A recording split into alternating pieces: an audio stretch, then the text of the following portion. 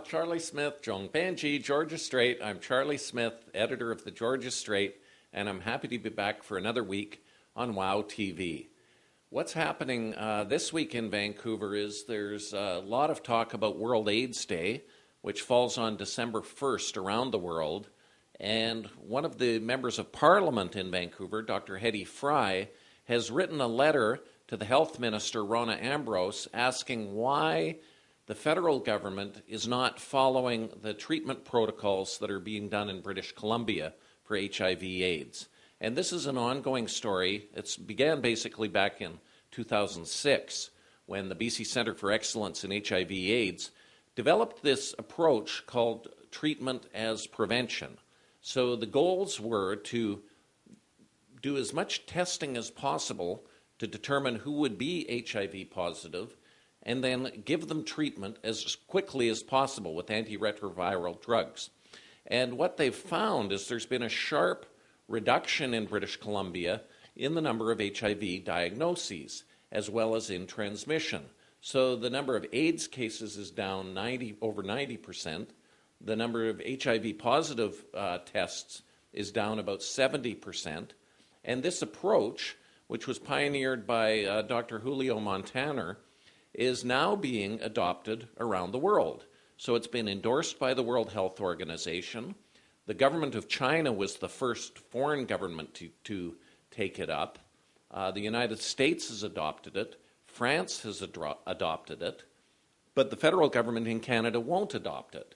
And this has really upset people in Canada, in the AIDS community, because they've seen what's worked in British Columbia, and they feel that the federal government is ignoring the science on how to deal with HIV/AIDS, and that it's going to result in more people contracting the virus and more people going on to develop AIDS. So Hedy Fry is a doctor. She's the health critic for the federal Liberal Party. So she's written to Rona Ambrose and basically called her to task on this. So we'll see where that goes, but I can expect that we'll be hearing more of this as the 2015 election approaches. Another AIDS story that we have in the Georgia Straight this week concerns the Aboriginal community. One of our reporters, Yolan Cole, interviewed some people, including Ken Clemente. And Ken Clemente is a Vancouver school trustee and the first politician of Aboriginal descent ever elected in the city of Vancouver, at least at the municipal, school board level. So Ken Clemente's brother actually died of complications from HIV/AIDS. So he's been very involved for many years in this area and is trying to break down barriers to people of Aboriginal descent. One of the big issues with HIV in the Aboriginal community is through the use of intravenous drugs, and that's why the percentage of Aboriginal women having HIV is higher than at least the ratio of men to women is more balanced than what it is in the rest of the community. So another story that I dealt with this week in the Georgia Straight involved the Chinese head tax.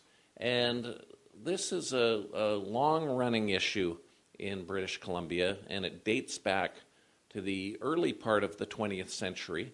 In 1885, the federal government imposed a $50 fee on Chinese people who wanted to move to Canada. This fee was not imposed on anyone else, so it was very discriminatory. And it came at the conclusion of the railway being completed. A lot of Chinese laborers were brought to Canada to build the railway, which kind of connected the country. So after the railway was done, the government didn't want more Chinese people coming, and this was in the 19th century. So they imposed the tax. Chinese people kept coming to Canada, so they raised the tax to $100 in 1900, and then in 1903, it was increased to $500. But people were still coming, still paying the tax. It was very unfair. And then in 1923, the federal government decided to ban immigration from China. So there was Chinese kind of immigration exclusion legislation that was in place until 1947. And even though Canada was very discriminatory toward the Chinese, they still volunteered and fought in the Second World War and were very patriotic Canadians. Well, what's happened since then is the family members are saying, this is unfair. You collected all this money. The British Columbia government, through a revenue sharing, collected $9 million of the head taxes, and that was an astronomical sum in those years, in the early 20th century. So now the minister who's responsible for multiculturalism in BC, Teresa Watt, has begun consultations about having an apology to Chinese Canadians. Well, the concern that some of the people I've spoken to in Vancouver's Chinese community is that Teresa Watt is not talking to the old-time Chinese, the Canadian-born Chinese, to the degree that they would like. Instead, they feel that she's talking to immigrant Chinese Canadians whose lives were not affected by the head tax and whose families were not separated. This is the other aspect. The Chinese exclusion legislation basically kept families separated for many years. I talked to one man, George Chung, a resident of Vancouver, who said his mother didn't have sex for 25 years because she was separated from his father. And then children were separated from parents. Another person I interviewed, Fei Liang, she talked about, she's a retired real estate agent in Vancouver, and she discussed how her grandfather had to create the Chinese school in Victoria because the Chinese kids were not allowed in the regular schools. So there was an enormous amount of discrimination. Sid Tan, who calls himself a paper son, he said his family, his first relative came to North America in 1849 for the gold rush. His entire family was not reunited in Canada until 1973. And so there's enormous hardship, and they would like the minister, Teresa Watt, to sit down and talk with them. Another person I interviewed was David Wong, who's the author of the book Escape to Gold Mountain, which tracks the history of the Chinese in North America. I said to David, how many head tax paying ancestors do you have?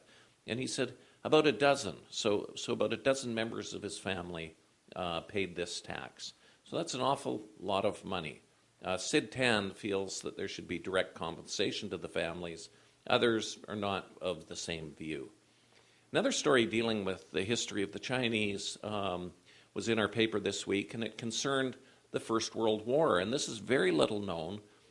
This was written by Eng Weng-hun, who's himself is an immigrant from Singapore. But he was pointing out that there were more than 140,000 Chinese laborers who were sent to the front in the First World War to build trenches, and at least 80,000 of them came through British Columbia. And many of them stayed at the William Head Penitentiary, which is on Vancouver Island, as one of their first stops on the way. And keep in mind, back at that time, 100 years ago, they didn't have air travel. So they got on a boat, crossed the Pacific Ocean, then crossed over Canada to go to Halifax, then got on a boat to go to Europe, and they were used in labor for munitions, mainly to build the trenches. And the Chinese community in France are actually descendants, that some of them would escape, some of them escaped in Canada and stayed with Aboriginal people. They were from Shandong province in northern China, so they were kind of bigger, muscular guys. And so when you see Chinese people in France, some of them are actually descendants of these laborers who were brought over. And it was a big secret mission. Nobody wanted to talk about it because they were at war with Germany and other countries. But a fascinating chapter in Canadian history.